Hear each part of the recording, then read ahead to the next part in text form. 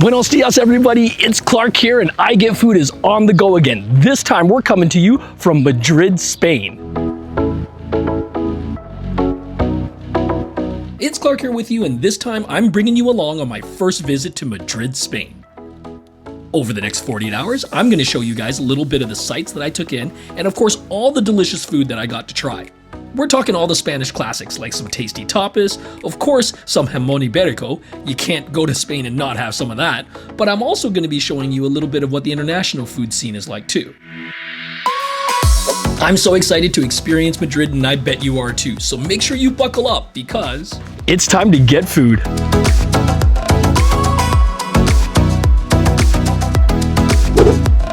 Landed at the Adolfo Suarez Madrid Barajas airport, and even though I got next to no sleep at all on the flight, I was excited to get out and take in the city. And to no one's surprise, before long I got hungry, so let's get on to our first stop on this food adventure. Alright my friends, here I am at 100. And for those of you who might not be in the know, and that's okay because I only found out recently myself, this spot was voted by some publications as the absolute best burger in the whole world. This story begins with two Spanish friends who shared a love and obsession for the American burger. In fact, they love burgers so much that in 2017, they traveled to New York and gorged on 15 burgers in just 4 days, documenting the whole thing on Instagram. That trip turned into 3 years, 22 countries, and more than 300 burgers tried, and thus the foundation was laid for what would become the 100 Burgers brand, the two-time holder of the title World's Best Burger. I first found out about 100 while watching the YouTube channel Jolly, which, by the way, if you're a fan of food, you definitely should be watching if you aren't already. And now that I'm here at 100, my excitement is building all the more. I just love the American collegiate vibe that they have around here, and just having a peek at the other tables and what they're ordering, I can tell that I'm in for a major treat. All right, so let's see what we're working with. We've got a dry-aged burger patty, some cheddar cheese, Mom's barbecue sauce, can't argue with Mom's, right? And we've got some bacon, caramelized onion, and camembert cream. All right, the singular from 100, voted world's best burger. Let's find out.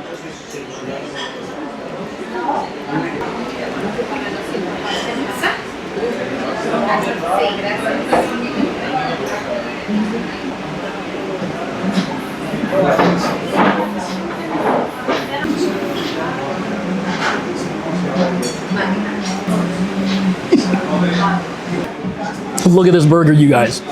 Oh, look at that thick patty there. They don't do smash burgers here. It's nice and thick. And we got this one medium.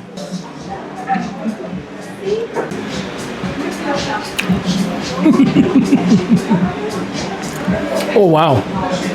The nice smoky bacon, that tangy barbecue sauce goes so well with that burger patty. Doesn't overwhelm it. I mean, I don't think actually you can overwhelm this burger patty. I mean, that's really the thing that stands out the most.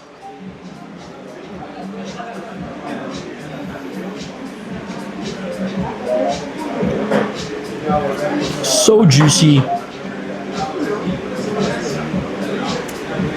Very pronounced beefy flavor. A dry-aged patty there. I love the two cheeses as well. You've got the cheddar in there. Very classic, very American. But the camembert gives it a slightly different level of creaminess.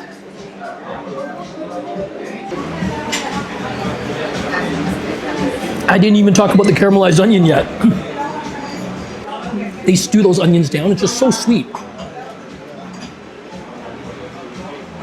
So you've got it all. You've got smokiness, you've got tanginess, creaminess, richness, sweetness, and all of it is just blown away by that beefy, unctuous, bold, dry-aged burger patty.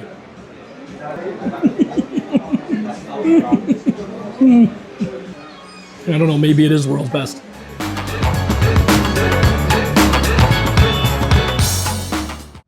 All right, that was absolutely scrumptious, but we need to do a little more exploring. And look what I found, a bookstore.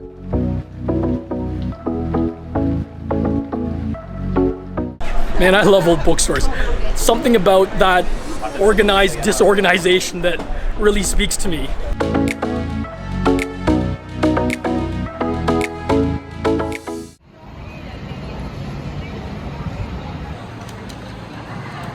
All right, I had a little bit of jet lag, so I took a nap after having that huge burger from 100. And now I'm out and about and thought maybe I should grab some tapas. And I saw this spot featured on another couple's YouTube travel channel. So I thought, hey, why not give it a try? Because I think the interior looks really interesting. Before this place became a home for contemporary gastronomy, it was once Madrid's oldest hardware shop, and you can still see the remnants of that adorning the walls and original cupboards of the workshop.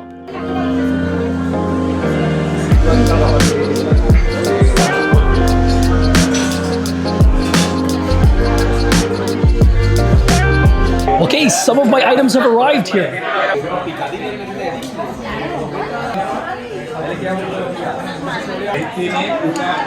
All right, first up, we've got this tomato tartare with some anchovies. Caproveche.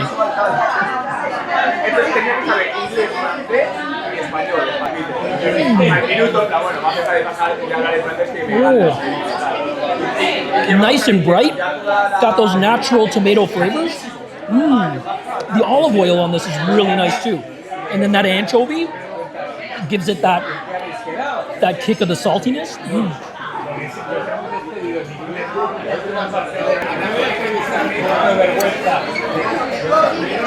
Now we've got some beef croquetas. It's got some sprinkled with some Parmesan.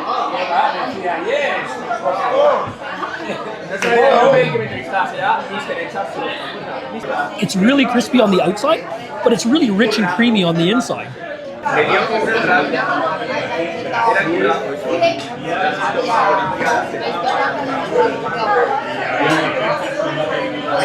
Muy delicioso.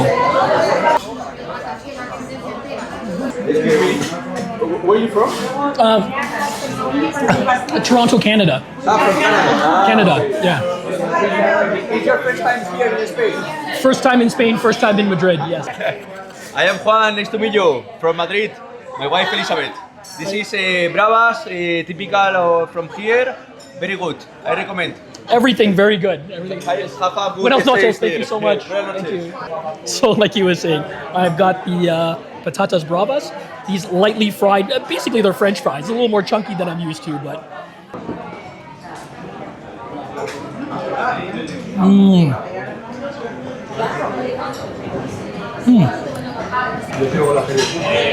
The great thing about tapas and tapas culture is the sheer variety of different dishes that a lot of these restaurants have.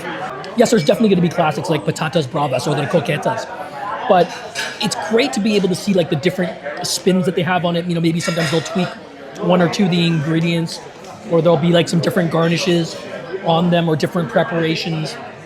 I really like what they've done here. As that gentleman was saying, that this place is really popular. One of the better spots here in Madrid. I mean, even the king and queen have come here, right? So yeah, you know it's pretty good, and the ambiance is incredible. And you just, when you're out and enjoying tapas, I mean, I'm by myself, and I'm able to like make friends. So you see the atmosphere, everybody's just having a great time. Certainly the drinks, you know, help grease those wheels a little bit, but I'm having a wonderful time here in Madrid, and a big part of that is this tapas experience.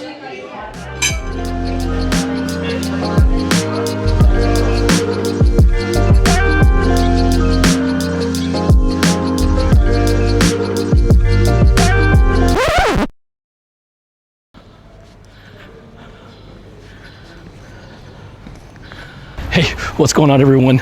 Good morning here from Madrid. Yeah, it's morning. The sun hasn't even come up yet. Guess my body still hasn't adjusted to the time zone or anything like that. Still feeling some of that jet lag, but hey, no worries. I think this is a great way to sneak in a little bit of a classic for breakfast, and the spot I'm going to is open 24 hours. So there you have it. Absolute perfect match made in heaven. So if you haven't guessed already, where I'm headed to is Chocolateria San Gines. Because with over 125 years of history, I knew this was an absolute must for my 48 hours here in Madrid. All right, my friends, so here we are at Chocolateria San Gines. I hope I'm saying that right.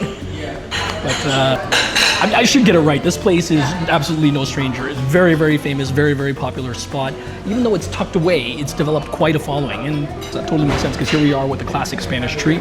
We've got some churros, 6 of them to be exact, and a cup of chocolate. I think I want to just try the chocolate by itself first.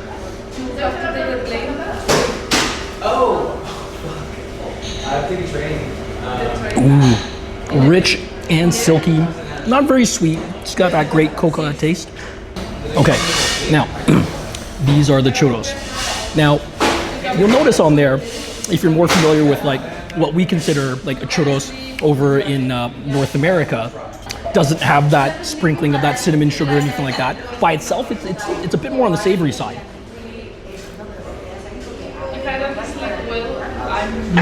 Hopefully you can hear that and just picking it up. It's got that classic crisp crunch though. So for those of us who are familiar with congee culture, you guys will recognize this. We have something like this that we like to enjoy, like a yaojiu with our congee. This is a little bit less oily than your typical yaojiu, but still has that great crunch and crispness. I'm gonna dip it in the chocolate now.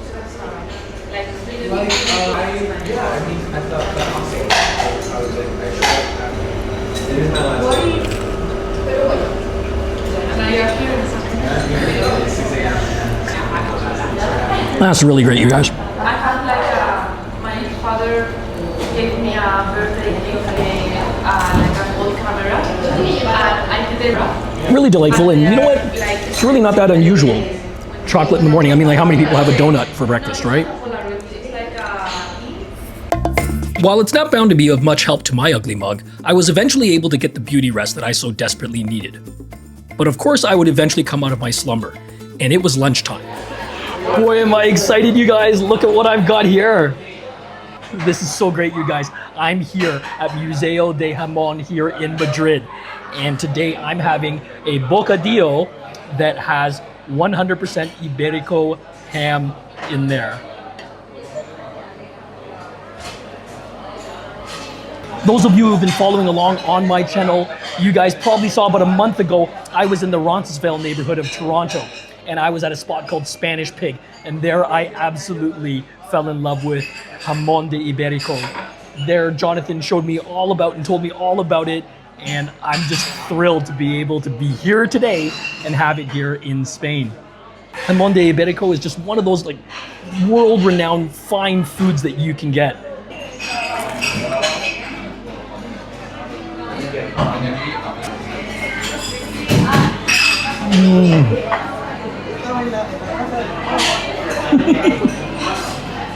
That is so delicious, you guys.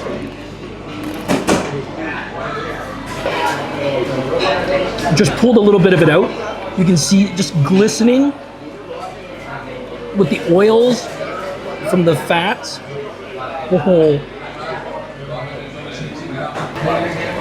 You can feel like the oil just, when it's in your hands, it's just melting already just from your own body temperature almost.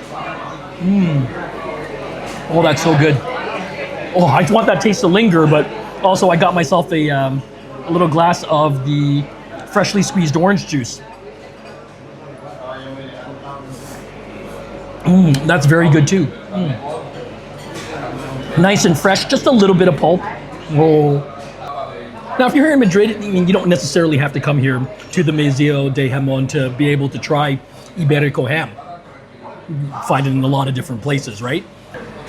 Yeah, the spot's a bit tourist trappy, but there are some locals here, and, well, it is also very delicious. So if you do want to come in here, no problem at all. I think this is a fun spot to be at. Either way, wherever it is you decide to go, just make sure you get your hands on some Iberico ham, have it in a bocadillo. They also do it in croissants, and you know, you just get a plate of it even if you wanted to, along with some other accoutrement. If you're okay with pork, this is just one of those like can't miss type of foods. Okay, energized and refreshed, I was ready for some sightseeing. I strolled by the Temple de Tomate, soaked in the sun on the grounds of the royal palace. I even embarked on a pilgrimage to find the secret cookies baked by cloistered nuns of the Iglesias del Corpus Christi. Sadly, there were no cookies to be had this day, but if you haven't heard of this story before and you want to know more, then let me know in the comments or message me on Instagram. I'd be happy to regale you with tales of woe and defeat. But no worries, all was not lost. I found salvation in the form of an ice-cold treat. This is Maison Glacée, and they offer up an extraordinary ice cream experience. One that I dare say would rival any that I've had in North America. And given how hot it was this afternoon in Madrid, I believe it was a godsend.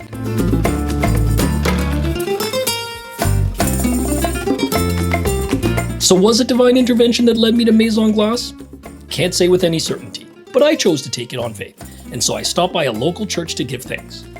Then it's off to another place of worship, of sorts anyway, a temple dedicated to gastronomy, the Mercado de San Miguel.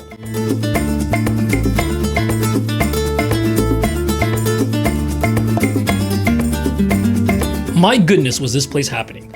So many people with so many things to eat and so many drinks to try. And did I mention the amount of people?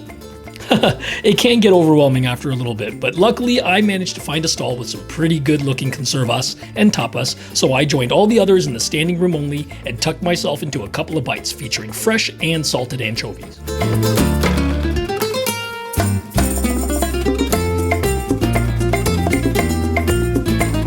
Both were really nice, but I think I do prefer the concentrated and briny flavors of the salted one. Whew, managed to get out of there unscathed.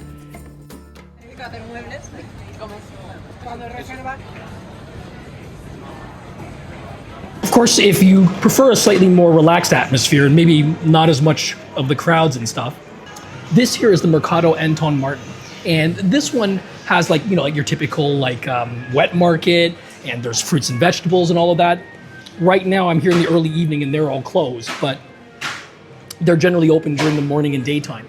And then there was also a bunch of food stalls strewn throughout with seating. And a lot of them have a bit more of an international flair. So I thought I'd show that off as well. And it totally makes sense. I mean, Madrid is definitely a huge metropolis. Of course, they have cuisines from all around the world. So the spot I'm at right now is called Asian Army, and they specialize in sort of a mix of different Asian cuisines. Vietnamese, you've got some Thai, you've got some Malaysian, some Indonesian, bunch of different things. I figured, hey, I could go for a Nasi Lemak, and they do one here, and I can't wait to try it. Gracias. Oh, the aroma from that is absolutely phenomenal.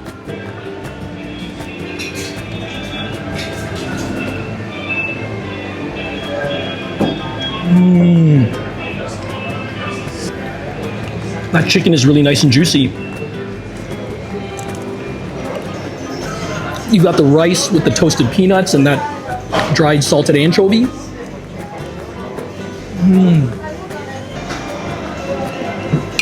Got an egg here as well.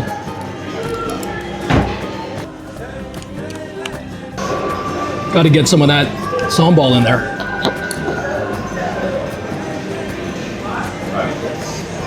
Ooh. That sambal hits pretty big with the spice. They got some cucumbers in here for cooling. Need a little bit of that after that big hit of that sambal.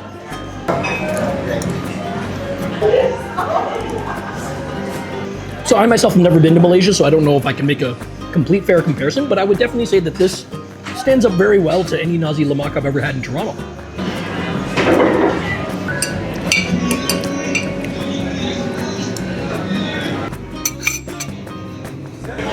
All right, so there you have it. That was Asian Army. The next morning was a special one for me because I was reunited with the kiddo who had been participating in a dance competition in a nearby town. And although it's not always about results, I gotta say, I was one proud papa. Of course, with that kind of success, when the kid says they want pasta, pasta's what they're gonna get. Not that that was a hard request to satisfy by any means. The Italian scene here is quite solid.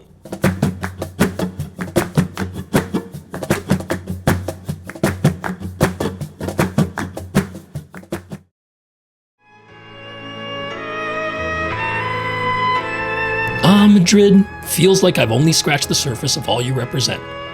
And while I understand that all good things must come to an end, 48 hours just seems too short. I hope this video, like it has for me, has left you feeling hungry for more. But until next time, mi amor.